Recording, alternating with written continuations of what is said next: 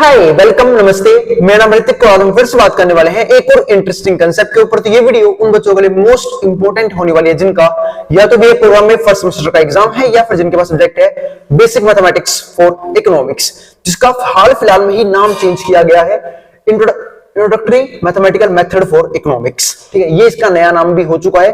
Concept सारे same है, सिर्फ एक लेसन को छोड़ के, यानी कि एक लेसन और ऐड किया गया है, लेसन नंबर 1, जिसको हम इस सीरीज के बिल्कुल आखिरी में कंप्लीट करने वाले हैं। अब पहले कुछ बातें समझ लेते हैं इंपॉर्टेंट। भाई अगर वीडियो पसंद आई तो वीडियो को लाइक के बिना मत जाना और चैनल को सब्सक्राइब कर लेना। और आज हम बात करने वाले हैं लेसन नंबर 10 के इनवर्स फंक्शन कंसेप्ट के ऊपर। ठीक है, और भाई इस सीरीज के नोट्स जो हैं वो आज शाम तक अवेलेबल हो जाएंगे। ठीक है, तो जिसमें बच्चों को नोट्स परचेज करने वो इस नंबर से नोट्स ले सकता है 9667836336। और मैं कुछ बातें और बता दूं इससे पहले कि आप लोग नोट्स लो। ठीक है, वो क्या कि भाई देखो, कई बच्चे कमेंट कर रहे थे, कई बच्चों ने कॉल्स भी की कि भैया नोट्स जल्दी जल्दी अवेलेबल करवा दीजिए। ठीक है भाई, देखो नोट्स बनाने में थोड़ा सा टाइम लगता है। ठीक है, सबसे इंपॉर्टेंट बात तो क्या है कि भाई देखो नोट्स टाइप होते हैं तो उसमें टाइम लगता है। पहली बात, मुझे खुद कंसेप्ट ढूंढने पड़ते हैं और खुद क्वेश्चंस ढूंढने पड़ते हैं। ठीक है, जिसमें और ज्यादा टाइम लगता है कि कौन से इंपॉर्टेंट क्वेश्चंस होंगे, ठीक है, कौन कौन से टॉपिक ऐड करने हैं, कौन कौन से हटाने हैं। ठीक है, उन सब टॉपिक को ध्यान में रखते हुए नोट्स पहले टाइप किए जाते हैं, उसके बाद उसे खुद रीड भी करता हूं ताकि इसमें कोई भी मिस्टेक ना हो, कोई भी गलती ना हो। ठीक है, जो आप तक पहुंचे तो आपको क्या लगे कि गलत हो गया। अभी बात समझ में, तो उसमें थोड़ा सा टाइम लग जाता है। और ये नोट्स, ये वीडियो दोपहर तक अवेलेबल हो जाएगी YouTube पे। ठीक है, और भाई शाम तक आप नोट्स ले सकते हैं इस नंबर से, और पेमेंट नंबर भी यही होगा। नोट्स का अमाउंट मात्र और मात्र 100 रुपीज रखा गया है। आई बात समझ में। और नोट्स में अब आपको किसी भी तरह की कोई भी क्वेरी नहीं मिलेगी। ठीक है, और साथ में लास्ट में अब मैं नोट्स में पहले क्वेश्चंस अवेलेबल नहीं होते थे, अब मैं सिर्फ क्वेश्चंस भी डाल दिया करूंगा लास्ट में। जो भी इंपॉर्टेंट क्वेश्चन होंगे, प्रीवियस ईयर क्वेश्चंस होंगे, वो भी डाल दूंगा साथ साथ। ठीक है, यानी कि 100 150 200 क्वेश्चंस भी ऐड ऑन करके उसमें दे दूंगा, जो आप प्रैक्टिस कर सकते हैं मैथ्स के अंदर। तो शुरू करते हैं आज की वीडियो। अब समझते हैं इनवर्स फंक्शन क्या होता है। देखो हम लोग ना मैथ्स में बहुत सारे तरह के फंक्शन पढ़ते हैं। अब उनमें से एक टाइप का फंक्शन होता है इनवर्स फंक्शन। तो हर एक फंक्शन को समझने से पहले हमें समझना ये पड़ता है कि वो काम कैसे करता है। आप लोगों ने बहुत से फंक्शन पढ़े होंगे, साइन एक्स, एक्स स्क्वायर, ई की एक्स, ठीक है, log x, ये बहुत सारे तरह के फंक्शंस हैं। लेकिन टाइप्स ऑफ फंक्शन में एक इंपॉर्टेंट टाइप होता है इनवर्स फंक्शन का। सपोज करो मैं एग्जांपल लेता हूं, मैंने एक फंक्शन लिया एक्स स्क्वायर।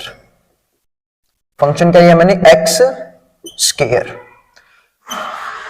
आप सबको पहले दो चीजें पता होनी चाहिए। एक चीज होती है डोमेन, एक चीज होती है रेंज। बात ये डोमेन क्या होती है? जो भी हम किसी भी फंक्शन के अंदर इनपुट रखें उसको हम डोमेन बोलते हैं।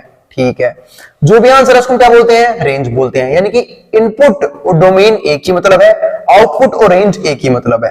जैसे मान लो मैंने फंक्शन लिया, अब मैं कुछ वैल्यूज रखता हूं, मैं रखा यहाँ पे 1, तो 1 का स्क्वायर कितना हो गया? 1 हो गया। सब जानते हैं 1 का स्क्वायर 1 होता है, क्योंकि एक्स स्क्वायर काम कैसे करता है कि उसी नंबर को 2 बार मल्टीप्लाई कर दो, तो 1 into 1 1 हो जाएगा। जब मैंने यहाँ पे 2 रखा तो 2 का स्क्वायर यानी कि 2 into 2 कितना हो गया? 4 हो गया। जब मैंने यहीं पे 3 रखा, 3 का स्क्वायर 3 into 3 9 हो गया। जब मैंने 4 रखा, 4 का स्क्वायर 4 into 4 16 हो गया। तो ये हमारे पास क्या था? फंक्शन था। फंक्शन बराबर था एक्स स्क्वायर के। तो मैंने यहाँ पे कुछ वैल्यूज रखी, तो इसमें हमारा 1 2 3 4 क्या है? डोमेन। 1 4 9 16 क्या है? रेंज। ठीक है, अब इसी फंक्शन का एक इनवर्स होता है, वो होता है रूट एक्स। स्क्वायर का इनवर्स होता है रूट। अब बात है भैया इनवर्स फंक्शन का मतलब तो बता दो। जब किसी एक फंक्शन का डोमेन दूसरे का रेंज बन जाए, ठीक है, और एक फंक्शन का रेंज दूसरे का डोमेन बन जाए, उसको हम बोलते हैं इनवर्स फंक्शन। यानी कि जब ये दोनों आपस में चेंज हो जाएंगे ना, इसी को बोलते हैं इनवर्स फंक्शन। दिखाता हूं अभी एक। जैसे मान लो मैंने अब ये था मेरा फंक्शन दूसरा रूट एक्स, और हम जानते हैं कि एक्स स्क्वायर और रूट एक्स आपस में क्या है? इनवर्स फंक्शन है। तो जब मैं इस रूट के अंदर रखूंगा 1, तो हम सब जानते हैं कि रूट 1 की वैल्यू 1 होती है, क्योंकि मैं 1 को लिख सकता हूं 1 का स्क्वायर, उस स्क्वायर से रूट कट के मर जाएगा, 1 हमारा आंसर आ जाएगा। बहुत बढ़िया। जब मैं रखूंगा 4, तो हम सब जानते हैं 4 किसका स्क्वायर होता है? 2 का। और रूट और स्क्वायर आपस में इनवर्स फंक्शन होता है, यानी कि अगर मुझे रूट से 4 बाहर निकालना है तो मुझे 4 को लिखना पड़ेगा। कैसे? 2 इक्वल नंबर के पेयर में। जैसे कि 4 को मैं लिख सकता हूं आराम से, क्या? 2 multiply by 2। तो ऐसे एक 2 बाहर जाएगा, तो क्या हो जाएगा हमारे पास? 2। ठीक है, फिर मैंने क्या रखा यहाँ पे? 9। तो जब 9 रखूंगा तो 9 क्या हो जाएगा हमारा यहाँ पे? 3 into 3 3 बन के बाहर जाएगा। ऐसे ही 16 क्या हो जाएगा हमारा? √16 4 का स्क्वायर 4 आंसर आ जाएगा। देखो ये हमारी डोमेन थी, इसकी क्या हो गई डोमेन थी, इसकी क्या हो गई रेंज, ठीक है। और ये हमारा क्या था रेंज, इसकी क्या हो गई डोमेन। तो आप लोगों ने देखा इसी को बोलते हैं इनवर्स फंक्शन, कि अगर एक फंक्शन का डोमेन दूसरे का रेंज बन जाए, यानी कि एक फंक्शन का इनपुट दूसरे का आउटपुट बन जाए और पहले फंक्शन का आउटपुट दूसरे का इनपुट बन जाए, इसी को हम क्या बोलते हैं इनवर्स फंक्शन, ठीक है। यहां तक हमने देखा इनवर्स फंक्शन होता क्या है। अब कुछ क्वेश्चन करते हैं इनवर्स फंक्शन के ऊपर, थोड़ा सा डीप में मैं और लेके जाना चाहूंगा इस कंसेप्ट के, पहले उसको समझ लेते हैं। अगर हमें किसी भी फंक्शन का इनवर्स फंक्शन चाहिए, इनवर्स फंक्शन चाहिए, ठीक है, देखो सबका इनवर्स एग्जिस्ट करे जरूरी नहीं है। ऐसे फंक्शन जो 1 1 हो, जो 1 1 हो और ऑन टू हो, उन्हीं फंक्शनों का इनवर्स पॉसिबल है, ठीक है। यानी कि अगर एक फंक्शन का इनवर्स मौजूद है, इसका मतलब वो फंक्शन 1 1 भी है, जिसको हम लोग इंजेक्टिव बोलते थे। प्रीवियस कंसेप्ट में मैंने इसके ऊपर बात करी थी, ठीक है। इंजेक्टिव होते हैं 1 1, ऑन टू हमारा क्या होता है सर्जेक्टिव, यानी कि जो फंक्शन हमारा इंजेक्टिव भी हो और साथ ही साथ सर्जेक्टिव भी हो, वही हमारा क्या बनता है इनवर्स फंक्शन बनता है।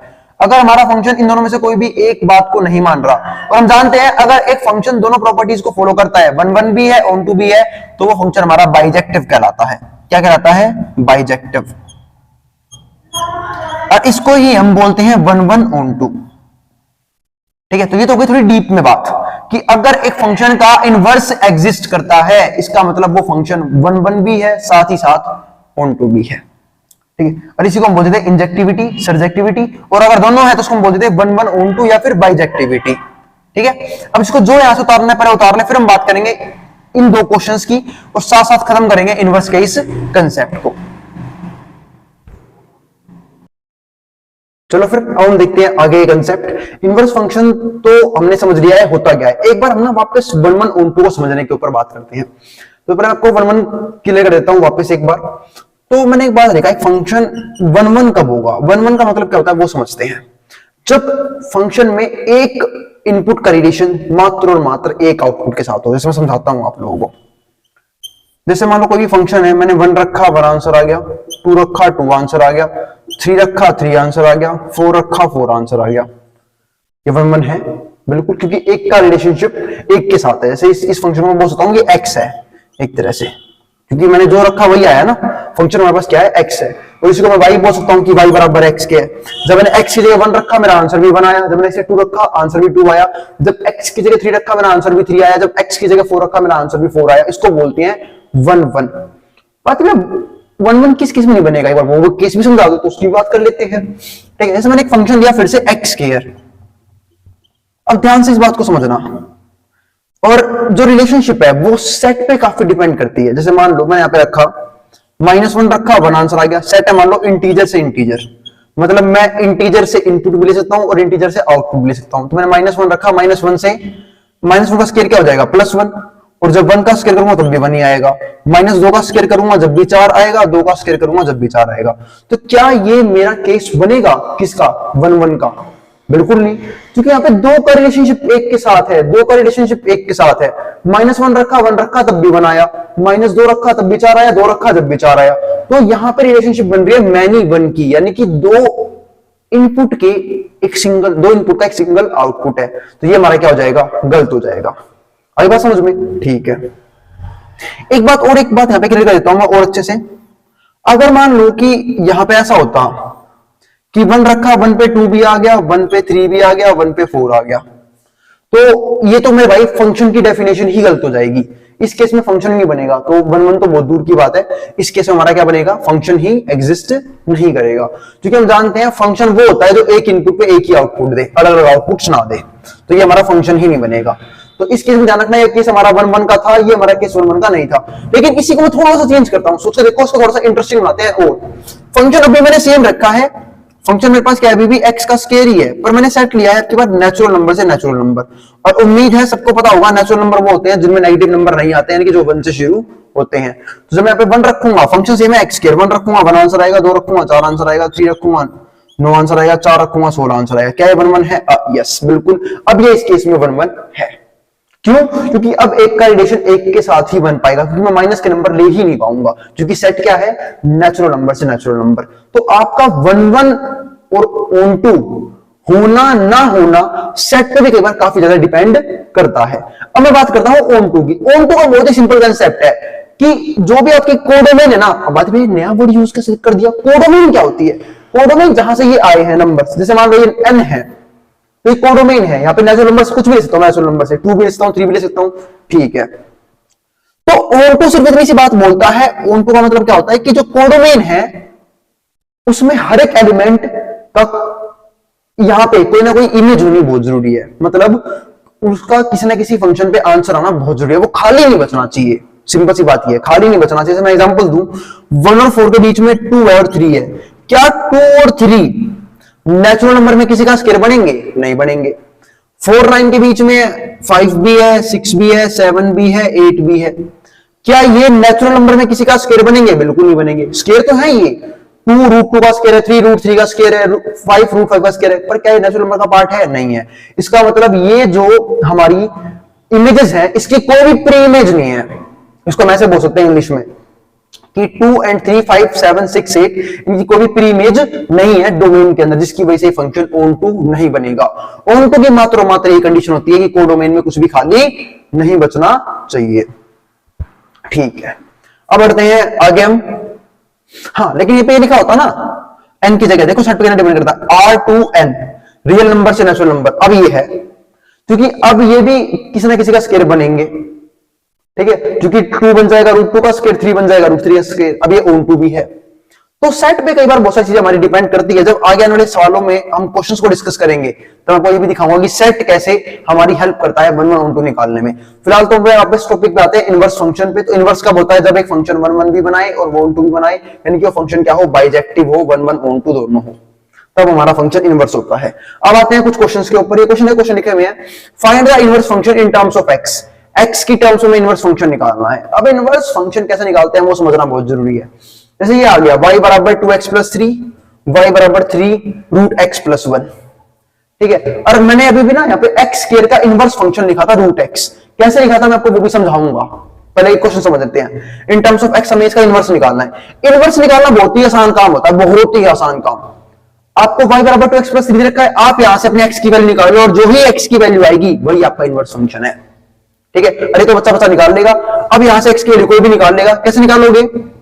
पहले 3 यहां पे प्लस में, 3 यहां के माइनस का हो जाएगा, तो y - 3, यहां पे क्या है 2x। अब 2 है यहां पे, x के मल्टीप्लाई में नीचे आएगा डिवाइड में, क्या आ गया y - 3/2 बराबर आ गया x के। ये बन गया हमारा इनवर्स फंक्शन। तो अगर मुझसे कोई पूछे कि y बराबर 2x + 3 का इनवर्स फंक्शन कौन सा है, तो y - 3/2, ये बनेगा हमारा इस क्वेश्चन का इनवर्स फंक्शन। तो बहुत ही इजी होता है, कोई भी फंक्शन दे, ठीक है। जैसे y बराबर x स्क्वायर, जैसे मैंने अभी भी एक फंक्शन, चलो उसको भी देख ही लेते हैं। अब y बराबर x स्क्वायर हमारा फंक्शन था, मुझे इसका इनवर्स निकालना है। बहुत ही इजी है, x की वैल्यू निकाल लो वहां से। x की वैल्यू यहां से क्या आएगी, स्क्वायर यहां आके √y, बन गया इनवर्स फंक्शन, खत्म क्वेश्चन। यही था इनवर्स फंक्शन √x। बस वहां पे y की जगह आप x कर सकते हैं अगर आपको प्रॉपर आंसर लिखना है तो। एक बार x की वैल्यू निकाल लो और फिर जो जहां y है वहां पे x कर दो, खत्म हो गया, फंक्शन बन गया, इनवर्स फंक्शन आ गया। अब ऐसे ये भी क्वेश्चन एक, क्या y बराबर है क्यूब रूट ऑफ x + 1, ठीक है, ये आ गया। देखो इस 3 का मतलब पता है क्या होता है, जब रूट होता है ना हमारे पास, सिर्फ उस रूट का सिर्फ सिंपल सा मतलब क्या होता है कि वहां पे कुछ नहीं है तो 2 है, इसलिए हम पेयर बना के बाहर निकालते हैं। पर अब के उसमें मैंने रखा है 3, और इस 3 का मतलब क्या है, क्यूब रूट। अगर इसको मैं ढंग से लिखूं तो ये लिख सकता हूं मैं इसे x + 1 की पावर 1/3, ठीक है, y यूं का यूं, ये 1/3 यहाँ के पावर यहाँ पे उल्टी हो जाएगी, तो यहाँ पे क्या बन जाएगा y³, या फिर समझ लो मैंने दोनों तरफ क्यूब कर दिया, तो ये बन गया हमारे पास y³ बराबर है x + 1। मुझे क्या निकालनी थी, x की वैल्यू, मैंने ब्रैकेट को हटाया, मुझे x की वैल्यू चाहिए, x की वैल्यू आ चुकी है 1, यहाँ के माइनस का हो जाएगा y³ माइनस का 1, तो ये रहा इनवर्स। कितना आसान था इनवर्स निकालना, कुछ नहीं करना, जो भी फंक्शन दे रखा है y की फॉर्म में, वहां से x की वैल्यू निकाल लो, आपके फंक्शन का इनवर्स मौजूद हो जाएगा, है ना। तो ये था हमारा कंसेप्ट इनवर्स फंक्शन का। इनवर्स फंक्शन हमारा खत्म हो गया। इसके बाद सिर्फ एक टॉपिक और बच जाएगा, उसको डिस्कस करते ही हमारा लेसन नंबर जो 10 है वो भी मैं खत्म कर दूंगा और हम शुरू करेंगे लेसन नंबर आगे बढ़ेंगे लेसन नंबर 11 की। टोटल मिला के मेरे 13 लेसन है, 11, 12, 13 और एक रह गया हमारा लेसन नंबर 1 जिसको नया नया अपडेट किया है ड्यू के सिलेबस में, ठीक है, इस सारे चैप्टर्स को छोड़ के। आई बात समझ में? तो उसको भी डिस्कस करेंगे। और भाई फाइनल बात, जिन भी बच्चों को नोट्स लेने हैं वो इस नंबर से नोट्स ले सकता है 9667836333। मिलते हैं फिर अगली वीडियो में जहां पे हम बात करेंगे ऐसे ही किसी कंसेप्ट के ऊपर। अभी भी हमारे पास 4 लेसन बाकी हैं जिनको मैं जल्द से जल्द कंप्लीट करवाने की कोशिश करूंगा। अब इसको जो उतारना उतार ले, मैं हट रहा हूं बोर्ड के सामने से।